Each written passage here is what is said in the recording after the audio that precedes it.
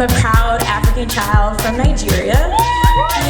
So in the technology industry, first of all, it's by far the wealthiest industry the planet has ever seen. What is the next 10 years going to look like?